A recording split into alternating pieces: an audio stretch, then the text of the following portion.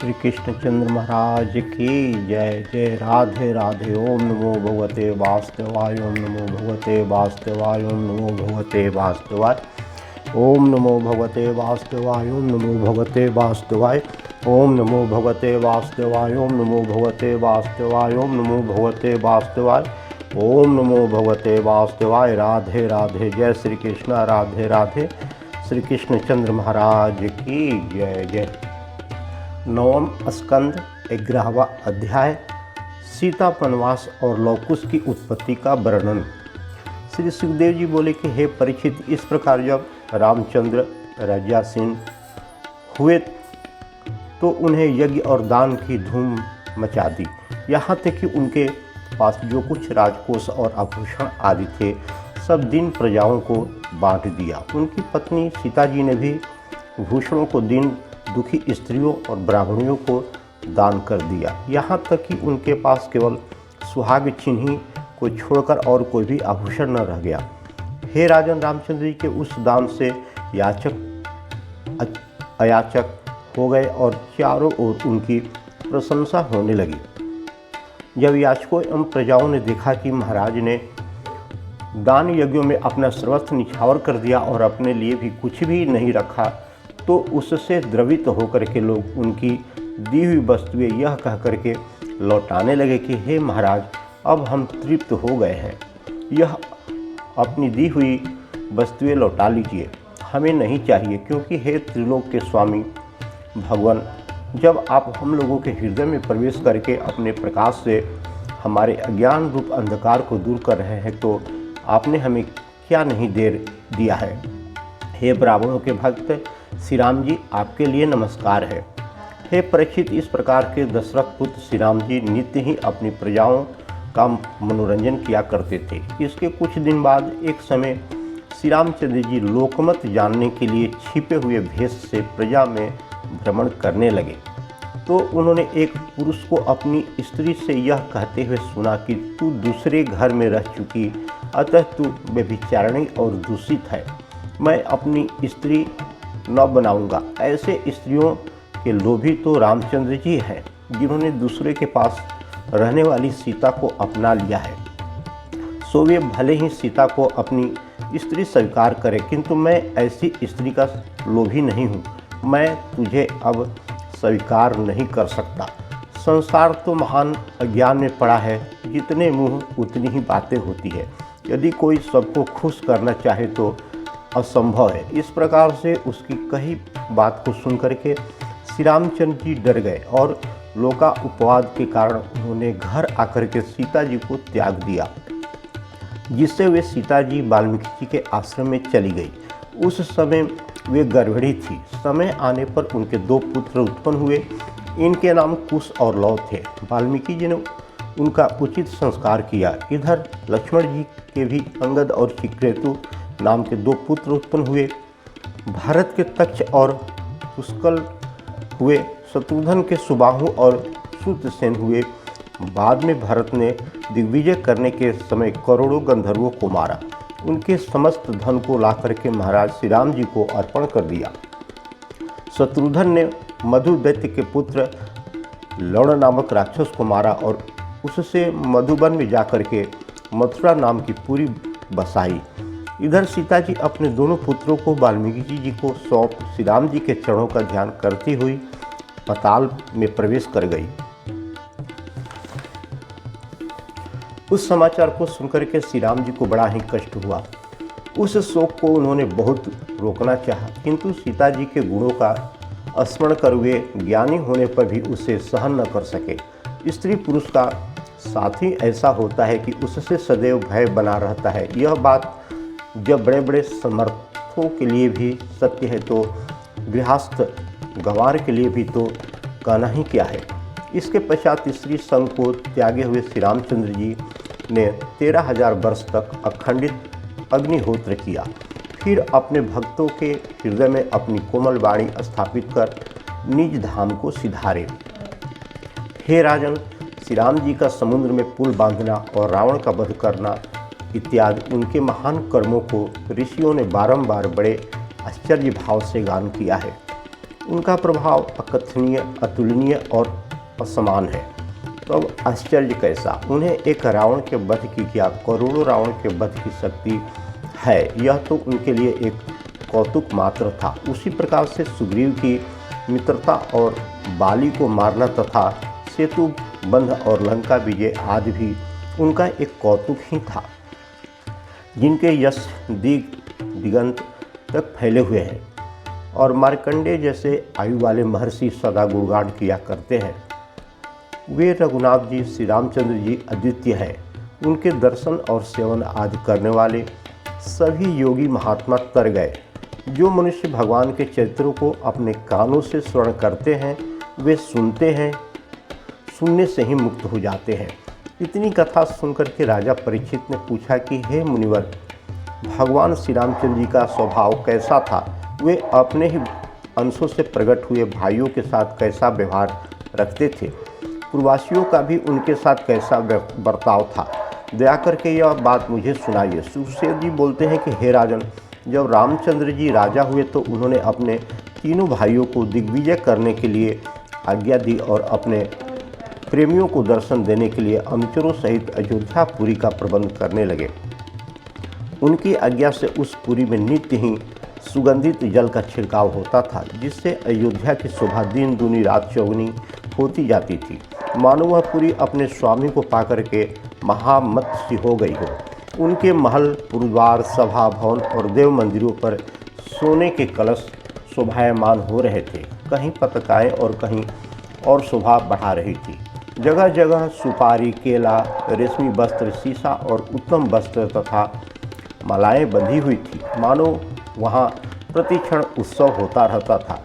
नगरवासी नित्य ही हाथ में भेंट लेकर के श्री राम जी से मिलते और आशीर्वाद देकर के यह कहते कि हे महाराज, पूर्व समय में अपने द्वारा उठाई हुई इस पृथ्वी की रक्षा आप करें। इस प्रकार से नगर के समान नेत्र वाले अपने स्वामी को पाकर के दर्शनों की इच्छा से नित्य ही अपने अपने गृह से निकलते हुए और उन्हें रामचंद्र जी को देख करके अपने नेत्रों को शीतल करते थे। किंतु उस प्रकार बारंबार देखने पर भी उनके नेत्र तृप्त नहीं होते और कोई महलों पर, कोई ऊंची खिड़कियों पर चढ़ करके उन पर फूलों की वर्षा करते थे।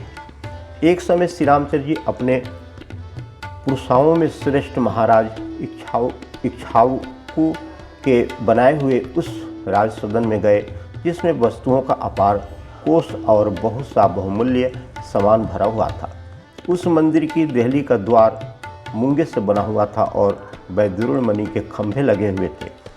उसकी दीवारें स्फटिक की थी और स्थान स्थान में चमकदार मोती लगे हुए थे। उसमें एक से एक बढ़कर के श्रेष्ठ सुंदर वस्त्र आभूषण से सुसज्जित स्त्री पुरुष, जो देखने में साक्षात देवता के ही समान जान पड़ते थे, बैठे हुए तथा काम कर रहे थे। उस सुंदर राजभवन को देखकर के श्री राम जी अति प्रसन्न हुए। 12वां अध्याय, श्री राम जी के पुत्र कुश का वर्णन। श्री सुखदेव जी बोलते हैं कि हे राजा परीक्षित, अब कुश की वंशावली सुनो। कुश के अतिथि के निषद और निषद के नभ और नभ के पुंडरिक और पुंडरिक के क्षेमधनवा नामक पुत्र उत्पन्न हुआ।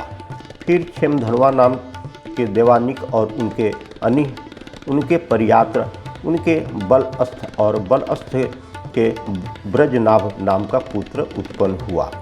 फिर वज्रनाभ के खगगण, उनके विधूति और विधूति के हिरण्यनाभ उत्पन्न हुए। फिर उनके पुष्य के ध्रुवसंधि, उनके सुदर्शन, उनके अग्निवण, उनके शीघ्र और शीघ्र के मरु नामक पुत्र उत्पन्न हुआ। यह बड़ा ही योगी था, जिससे अपने योग बल से सब सिद्धियों को प्राप्त किया तथा जो आगे चलकर के कलयुग के नष्ट होने पर सूर्य वंश का चलाने वाला हुआ। तब मरु के प्रसूत, उसके संधि, उसके अमरण, उसके महस्वान और महस्वान के विश्वसाह नाम का पुत्र उत्पन्न हुआ। बाद में विश्वसाहन के प्रसेनजीत, उसके तक्षक और तक्षक के बृहदल उत्पन्न हुए। हे परीक्षित, इन्हीं बृहदल को तुम्हारे पिता अभिमन्यु ने युद्ध में मार डाला था। ये इक्ष्वाकु वंश के बीते हुए राजा लोग हैं। अब आगे होने वाले राजाओं को सुनो। राजा बृहदल का पुत्र बृहद्रण होगा, उसके अरुक्रिय, उसके वत्सवृद्ध, उसके प्रतिव्योम, उसके भानु, उसके दिवाक और दिवाक के वाहिनीपति नाम का पुत्र उत्पन्न होगा। फिर उस वाहिनीपति के सहदेव, उसके वीर, उसके बृहदस्व और उसके भानुमान और उसके प्रतीकास्व और प्रतीकास्व के सुप्रतीक नाम का पुत्र उत्पन्न होगा। तब उस सुप्रतीक के मरुदेव, मरुदेव के सुन छत्र और उसके पुष्कर, पुष्कर के अंतरिक्ष और अंतरिक्ष के सुत्पा और सुत्पा के असित्रजित नाम का पुत्र उत्पन्न होगा। फिर उसके बृहद्वाज, बृहद्वाज के बही, उसके कृतंजय और कृतंजय के रणंजय और रणंजय के संजय नाम का पुत्र उत्पन्न होगा। फिर संजय के साक्य, साक्य के सुधोद, सुधोद के लांगल, लांगल के प्रसेनजित और प्रसेनजित के क्षुद्रक नाम का पुत्र उत्पन्न होगा। फिर उसके रणक, उसके सुरक्त और इस प्रकार इस वंश के अंत में सुमित्र नाम का राजा होगा। ये सब बृहदल के वंशज कहे गए हैं। बस राजा सुमित्र का वंश यहीं तक चलेगा। 13वां अध्याय इक्ष्वाकु के पुत्र राजा निमि की वंशावली और जनक आदि की उत्पत्ति का वर्णन। श्री सुखदेव जी बोले कि हे राजा परीक्षित, एक समय राजा इक्ष्वाकु के पुत्र राजा निमि ने अपने मन में एक यज्ञ कराने का विचार किया, जिसमें उन्होंने गुरु वशिष्ठ जी से यज्ञ कराने की प्रार्थना की। परंतु उसके पहले वशिष्ठ जी इंद्र जी को यज्ञ कराने का वचन दे चुके थे और यज्ञ कराने जा रहे थे। इससे उन्होंने कहा कि मैं इंद्र के यज्ञ में पहले ही वर्ण हो चुका हूँ, उनका यज्ञ करा आऊँ तब तुम्हारे यज्ञ में लगूंगा, तब तक तुम रुके रहो। परंतु निमि ने सोचा कि जीवन काल बड़ा ही क्षणभंगुर है, कौन जाने कि श्वास आवे या न आवे। इस कारण से उन्होंने यज्ञ जैसे शुभ कर्म को रोकना उचित न समझा और गुरु वशिष्ठ जी के आने के पूर्व ही अन्य ऋषियों का वर्ण कर यज्ञ कराना शुरू कर दिया। तब तक इंद्र का यज्ञ करा करके वशिष्ठ जी भी जा पहुँचे। देखा तो यज्ञ हो रहा था। इससे उन्होंने शिष्य निमि पर कुपित होकर के उन्हें श्राप दे दिया कि तुमने जो शिष्य होकर भी यज्ञ के लिए मेरी प्रतीक्षा नहीं की और स्वयं ही पंडित बन बैठे, सो इसके लिए मैं तुझे श्राप देता हूँ कि तेरा शरीर पतित हो जाए। तब गुरु जी का मेरे शुभ कार्य करने के लिए श्राप देना उचित नहीं है, इन्होंने अन्याय किया है। ऐसा विचार करके राजा निमि ने भी जल उठा करके वशिष्ठ जी को श्राप दे दिया, हे गुरु जी, आपने भी लोभ से धर्म की उपेक्षा की है, इससे आपका भी देह पतित हो जाए। फिर क्या था, गुरु शिष्य दोनों को ही अपना अपना शरीर छोड़ना पड़ा। तो राजा निमि तो अध्यात्म विद्या के बल से शरीर छोड़ दिया और गुरु वशिष्ठ जी ने देह छोड़ करके मित्रा वरुण के वीर से घड़े में जाकर के जन्म धारण किया। एक समय उर्वशी अप्सरा को देख करके मित्रा वरुण का वीर्य धरती पर गिर पड़ा। वीर्य का तेज देख करके उर्वशी ने उसे घड़े में डाल दिया। उस घड़े में से अगस्त, वशिष्ठ और वाल्मीकि ये तीनों उत्पन्न हुए। इधर निमि की देह को पुरोहितों ने तेल में रखा। यज्ञ समाप्त होने पर वरदाता देवगण वहाँ आए। उनसे ऋषियों ने कहा कि यदि आप खुश होकर के वर देने आए हो तो राजा निमि की देह जीवित कर दें। देवताओं ने कहा कि एवमस्तु, ऐसा ही होगा। परंतु राजा निमि ने कहा कि मुझसे देह का संबंध न हो, क्योंकि देह नाशवान है। इसी से चतुर लोग इसकी इच्छा नहीं करते हैं, क्योंकि देह से ही सारे दुख, शोक और भय आदि उत्पन्न होते हैं। इस कारण मैं इस दुख रूप शरीर को नहीं चाहता हूँ। जैसे मछली जल के बाहर होते ही जीवित नहीं रह सकती, अर्थात उसे स्थल में मृत्यु आ जाती है, वैसे ही जीव को जब योनियों में मृत्यु घेरी रहती है, कहीं रहने का ठिकाना नहीं। तब देवताओं ने कहा है कि यह राजा निमि देह रहित होकर के सब मनुष्यों की पलकों पर निवास करेंगे। तब राज्य चलाने वाले राजा के न होने के कारण देवताओं ने निमि के तन को मथ करके एक पुत्र उत्पन्न किया, जो जन्म से ही जनक अर्थात भविष्य में होने वाले वंशजों का उत्पन्न करता विदेह निमि के अंश से उत्पन्न होने के कारण विदेह और मंथन से पैदा हुआ था, इस कारण से मिथिल कहलाया।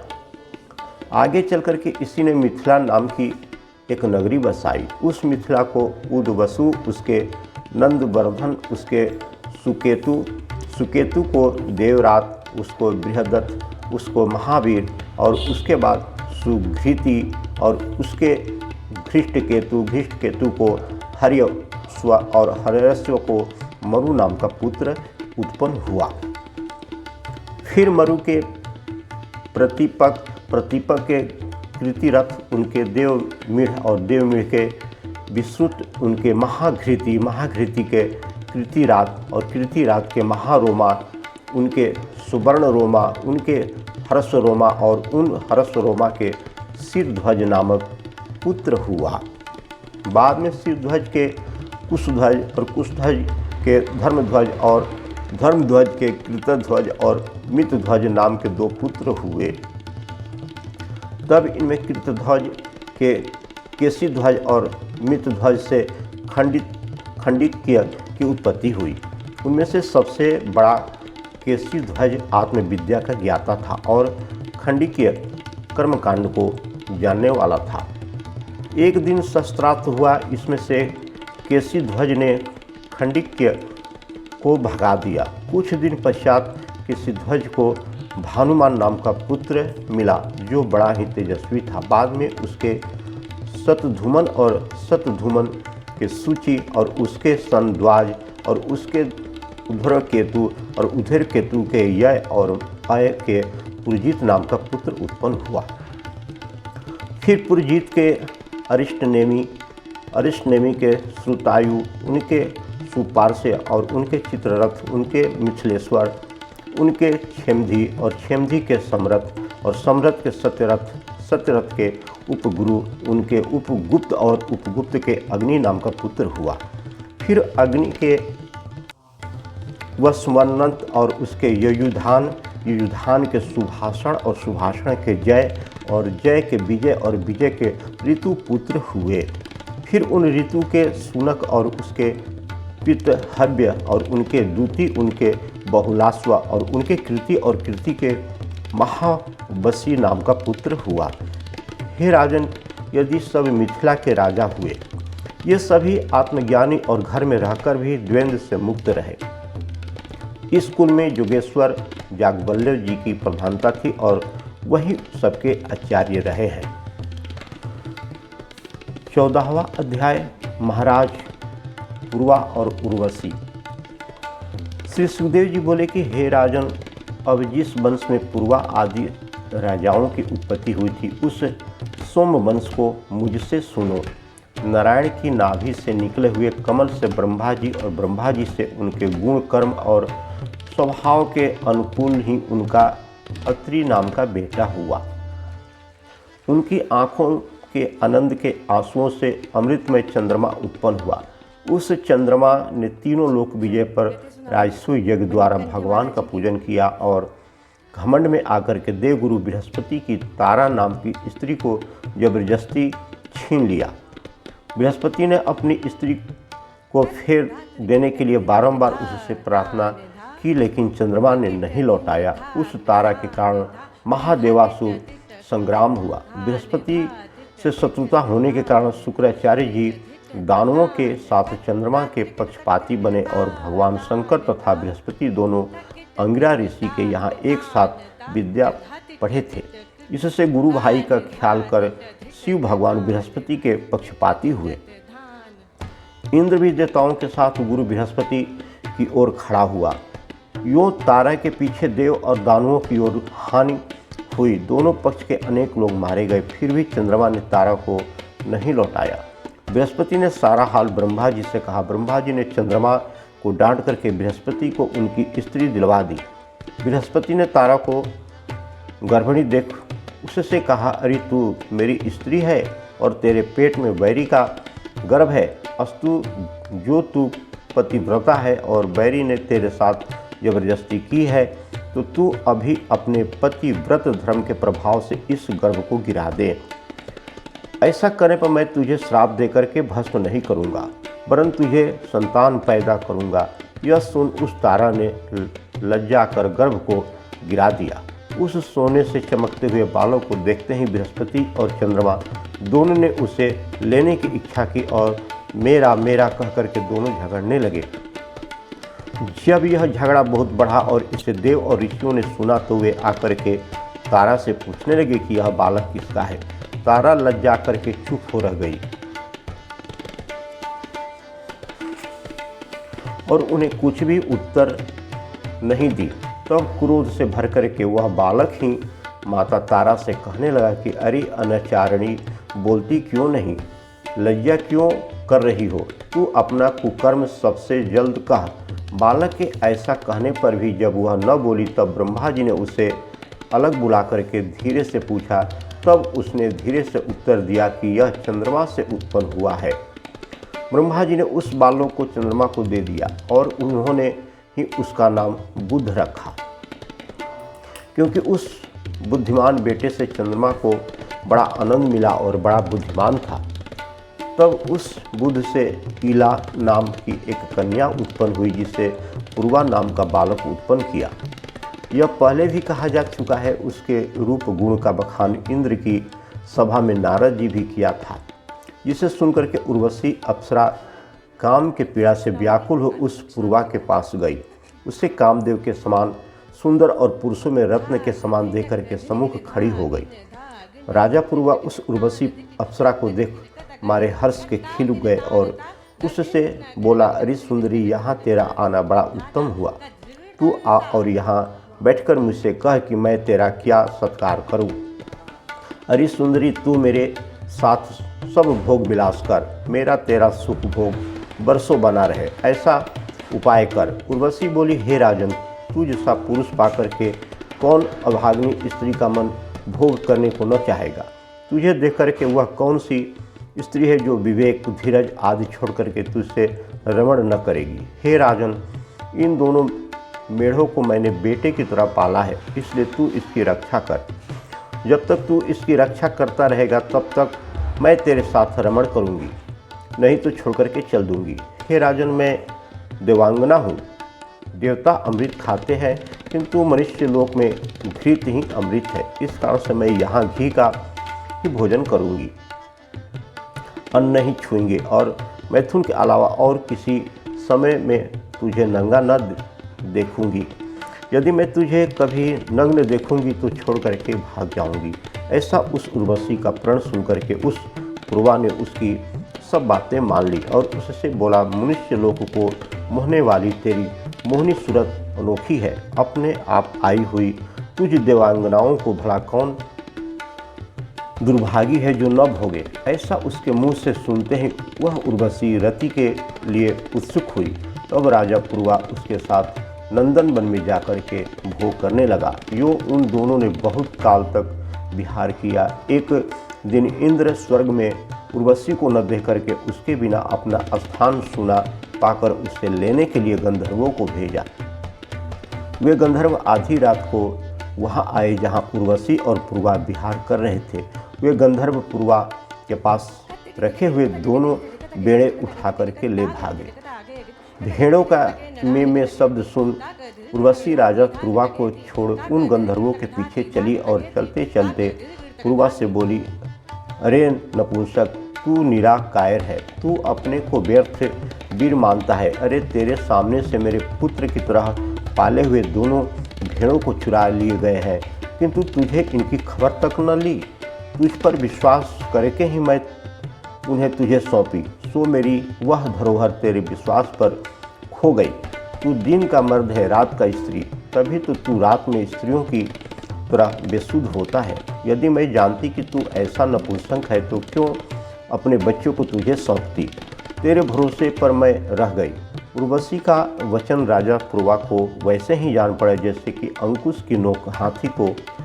वह राजा पूर्वा उर्वशी के ऐसे वचन सुनते ही क्रोध में भर नंगा ही उठ खड़ा हुआ और नंगी तलवार निकाल करके गंधर्वों के पीछे दौड़ा। गंधर्वों ने अपने पीछे आते हुए भेड़ों को वहीं छोड़ दिया और आप बिजली की तरह चमक करके प्रकाश करने लगे। इधर भेड़ों को लिए आते हुए अपने पति को उर्वशी ने नंगा देखा। फिर तो वह अपने प्रणभंग का स्मरण कर तुरंत ही वहाँ से चल दी। इधर पलंग पर उर्वशी को न देख करके राजा पुरवा को बड़ा ही कष्ट हुआ और अब मुझे उर्वशी मिलेगी ऐसा विचार करके पागलों की तरह इधर उधर घूमने लगा। इस प्रकार से पृथ्वी पर विचरते हुए एक दिन उसे सरस्वती नदी के तट पर 50 स्त्रियों के साथ उर्वशी को देखा और देख करके कहने लगा, अरे सुंदरी, तूने मेरी इस सुंदर देह को दूर फेंक दिया है। यदि अब इस पर तेरी दया न हुई तो यह यहीं निष्प्राण हो गिर पड़ेगी और इसे गिद्ध कौवे नोच खाएंगे। इसलिए अब मुझ पर तू कृपा कर। यह सुन उर्वशी बोली, हे राजन,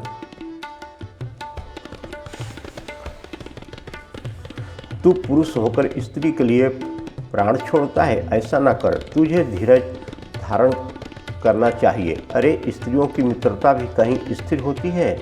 जैसे भेड़ियों का दिल बड़ा क्रूर होता है, वैसे ही स्त्रियों का भी दिल क्रूर होता है। स्त्रियां क्रूर स्वभाव की, दया रहित और क्षमाहीन होती है, केवल अपने मतलब के लिए साहसिक होती है। जब जरा से काम के लिए ही ये अपने विश्वासी पति और भाई आदि को मार डालती है, तब औरों के बारे में तो कहना ही क्या है। ये स्त्रियां अज्ञानियों में ही कपट विश्वास जमाती है और प्रेमहीन होकर के व्यभिचार के लिए नए नए पतियों को खोजती फिरती है। जहाँ एक बार एक से मिली तहाँ इन्हें दूसरे की तलाश करनी पड़ती है। इस कारण से तू मेरी प्रीति छोड़ दे। जब उर्वशी ने ऐसा समझाने पर भी राजा पुरवा को धीरज न हुआ, तब उर्वशी बोली, हे राजन, धैर्य धारण कर। आज से 1 वर्ष बाद तू फिर मुझे यहीं मिलेगा और मुझसे तेरी संतान तुझे मिलेगी। उर्वशी की बातों से राजा जान गया कि यह गड़बड़ी है। वह अपने नगर को लौट गया। 1 वर्ष बीतने पर राजा कुरुक्षेत्र में आया और वहाँ पुत्र सहित आई हुई उर्वशी को देख करके रात्रि भर उसके साथ निवास किया। दूसरे दिन जाते समय उर्वशी ने कहा कि तू गंधर्वों की स्तुति करके उन्हें खुश कर ले, तो वे मुझको तुझे देंगे। यह सुन राजा ने गंधर्वों की स्तुति की। तब गंधर्वों ने उसको एक अग्नि स्थली देकर कहा कि इस अग्नि के द्वारा तू उर्वशी लोक में जाकर के उर्वशी को पाएगा। राजा उस अग्नि स्थल को ही उर्वशी मान करके उसे हर समय छाती से लगाए हुए डोलता फिरता था। परंतु जब उसे यह ज्ञान हुआ कि यह उर्वशी नहीं अग्नि स्थली है, तो फेंक करके घर चला आया और आकर के नित्य उसी उर्वशी का ध्यान करता रहा। उसी समय मंत्रों के कर्म बतलाने वाले 3 वेद प्रकट हुए। फिर राजा पुरवा जहाँ अग्नि स्थली डाल आया था वहाँ गया। वहाँ एक समी वृक्ष के पेट में पीपल के वृक्ष को देख तथा उसमें अग्नि है ऐसा मान करके उस पीपल के काठ की 2 अरणी बनाई और उर्वशी लोग पाने के लिए दोनों को रगड़ा। ऊपर की लकड़ी पुरवा, नीचे की उर्वशी बीच के काठ को पुत्र मान करके अग्नि प्रकट करने वाले मंत्रों को पढ़ता हुआ उसे मथने लगा। ऐसा मंथन से जात वेदा नाम के अग्निदेव प्रकट हुए। राजा ने उन्हें अपना पुत्र माना। फिर राजा ने उसी अग्नि से भगवान का यज्ञ किया। हे राजन, सतयुग में एक ओंकार ही वेद था। नारायण वासुदेव ही एक देवता थे और लौकिक अग्नि और हंसवर्ण एक थे। फिर त्रेता में 3 वेद पुरवा से ही प्रकट हुए। सतयुग में सत्वगुण की प्रधानता था। त्रेता में तीनों वेद के विभाग से यज्ञ आदि कर्म प्रकट हुए। राजा पुरवा उसी अग्नि को पुत्र मान करके उसी के सहारे उर्वशी के लोक में जा पहुंचा। 15वां अध्याय पुरवा की वंशावली और परशुराम चरित्र वर्णन। श्री सुखदेव जी बोले कि हे राजन, उर्वशी के गर्भ से पुरवा के 6 पुत्र उत्पन्न हुए। आयु, श्रुतायु, सत्यायु, रय, विजय और जय, ये 6 पुत्र उत्पन्न हुए। इनमें श्रुतायु के वसुमान हुए और सत्यायु के श्रुत, यंजय तथा रय के 1 और जय के अनेक पुत्र उत्पन्न हुए। उसी प्रकार से विजय के भीम, उनके कांचन और कांचन के होत्रक नामक पुत्र उत्पन्न हुआ। फिर कांचन के एक और पुत्र उत्पन्न हुआ जिनका नाम जहू पड़ा, और जिसने अपने एक ही चुल्लू में गंगा जी को उठा करके पी लिया। फिर उस जहू के पुरु के बालक और बालक के अजय नामक पुत्र उत्पन्न हुआ। फिर अजय के पुत्र कुश और कुश के कुशाम्बु और मृतय वसु और कुसमान, ये 4 पुत्र उत्पन्न हुए। इनमें से कुशाम्बु को गाधी नाम का एक पुत्र उत्पन्न हुआ। यही गाधी विश्वामित्र के पिता है। इनके सत्यवती नाम की एक कन्या थी जो ऋचिक ऋषि को ब्याही गई थी। एक समय ऋषिक ऋषि की पत्नी सत्यवती और उनकी माता दोनों को ही संतान की इच्छा हुई। तब उन्होंने महर्षि से प्रार्थना की। उस पर महर्षि ऋचिक ने पत्नी में ब्राह्मण मंत्रों से और सास में छात्र मंत्रों से आमंत्रित करके अलग अलग चरु को पकाया और स्वयं संयोगवश स्नान करने चले गए। इसी बीच में माता ने मुनि पत्नी रूप सत्यवती नामक अपनी पुत्री के चरु को उत्कृष्ट समझ करके उसका चरु मंगवा करके खाया, और सत्यवती ने माता के चरु को भक्षण कर लिया। जब यह बात मुनि को ज्ञात हुई तब उन्होंने अपनी स्त्री से कहा कि तूने बुरा किया, अब तो तेरा पुत्र बड़ा ही उग्र योद्धा होगा और भाई महाब्रह्मज्ञानी होगा। सत्यवती ने बड़ा शोक किया और बहुत कुछ कह सुनकर के ऐसा न होने के लिए अपने पति को मनाया। तब उन्होंने बहुत कुछ विचार कर कहा, देवी अब मैं क्या कर सकता हूँ, मंत्र का प्रभाव अन्याय नहीं होगा, परंतु यदि तेरा प्रेम है तो अब तेरा पुत्र ब्रह्मज्ञानी होगा, पौत्र ही योद्धा होगा। फिर तो जैसा नियम था, सत्यवती के उस गर्भ से जब दग्नि उत्पन्न हुए और वह सत्यवती कौशिकी नाम की नदी हो गई। उधर सत्यवती माता को विश्वामित्र नामक बेटा हुआ। जब दग्नि ऋषि ने रेणु ऋषि की रेणुका का नाम की कन्या को बरा, उससे अंशुमान आदि बेटे हुए, जिनमें से छोटे का नाम परशुराम था, जिन्हें साक्षात वसुदेव भगवान का अवतार और हयक राजाओं का नाशक कहते हैं। उन परशुराम ने 21 बार धरती पर से क्षत्रियों को निर्वीज किया। उन्होंने जरा जरा से अपराध पर तमोगुणी घमंडी क्षत्रियों का वंश उजाड़ डाला। इतनी ही कथा सुनकर के राजा परीक्षित ने पूछा कि हे मुनिवर, क्षत्रियों ने ऐसा कौन सा अपराध किया था जिससे कि परशुराम जी ने इन्हें इस प्रकार से विध्वंस किया था। श्री सुखदेव जी बोले कि हे राजन, इसका कारण यह था कि एक समय हयक देश के राजा कार्तिवीर्य ने ऋषि दत्तात्रेय की सेवा कर उन्हें खुश किया और उनसे 10,000 भुजाएं तथा धन संपत्ति और असीम बल बुद्धि को प्राप्त किया। तब उस प्रकार से पूर्ण ऐश्वर्य पाकर के वह वायु की तरह बिना किसी रोक टोक के सारे संसार में निर्भय घूमने लगा। तब एक दिन जबकि वह अत्यंत मद में चूर हो इधर उधर विचर रहा था कि सहसा नर्मदा नदी के तट पर जा पहुंचा। वहाँ अत्यंत बलशाली सहस्र अर्जुन अपने कंठ में वैजंती माला धारण किए सैकड़ों स्त्रियों को साथ लिए उस नदी में जल विहार कर रहा था। उसने अपनी हजारों भुजाएं फैला करके नर्मदा की बहती हुई धारा को रोक लिया था। साथ ही उन दिनों दिग्विजय को निकला हुआ विश्वश्रवा का बेटा रावण भी अपनी सेना सहित नर्मदा के तट पर उतरा हुआ था और वहां नर्मदा में स्नान कर तट पर बैठा शिव जी की पूजा कर रहा था। तब सहस्त्रबाहु के जल रोकने से उसका पड़ाव में डेरे तंबू के डूब गए। यह देखकर के रावण क्रोध से जल उठा। वह सहस्त्रबाहु के पास आकर के गर्जन करने लगा, परंतु सहस्रार्जुन उससे डरने वाला कब था।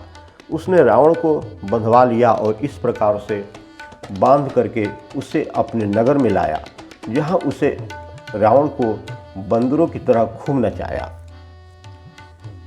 इसी प्रकार से एक समय वह महाअभिमानी सहस्रा अर्जुन अनायास ही यमदग्नि ऋषि के आश्रम में चला गया। वहाँ ऋषि ने उसे राजा समझकर उसे कामधेनु के द्वारा उसकी तथा उसके सेना की सब प्रकार से सेवा सत्कार कराया।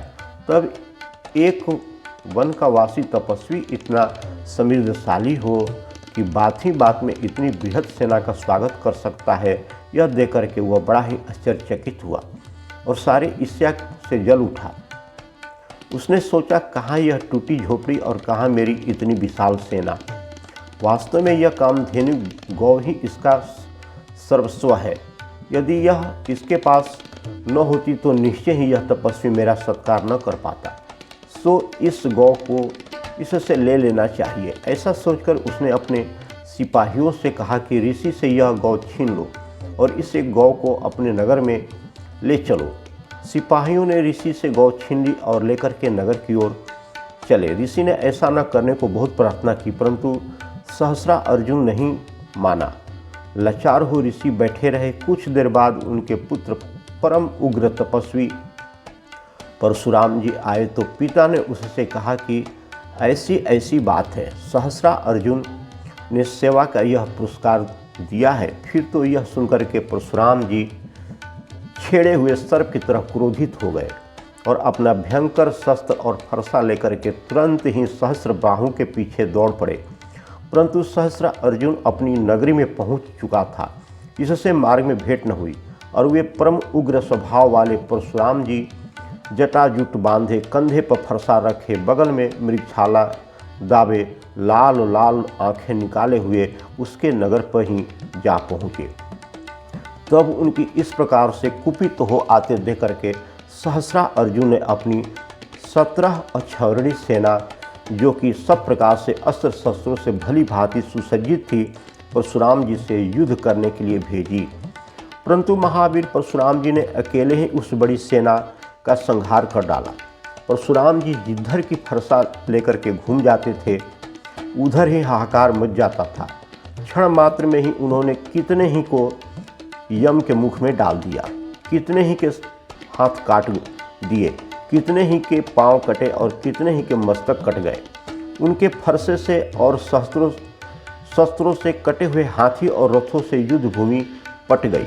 रक्तधारा बह निकली, उसमें वीरों के खंडित सिर बह चले। तब अपनी सेना की इस प्रकार से दुर्दशा देकर के सहस्रा अर्जुन स्वयं युद्ध करने आया। उसने अपनी पांव 100 भुजाओं से 500 धनुष 500 बाण तान करके एक तरह से परशुराम जी पर छोड़ा, जिन्हें परशुराम जी ने अपने एक ही बाण से काट डाला। तब सहस्रा अर्जुन बड़े बड़े वृक्ष और पर्वत के टुकड़े को लेकर के उन पर फेंकना शुरू किया।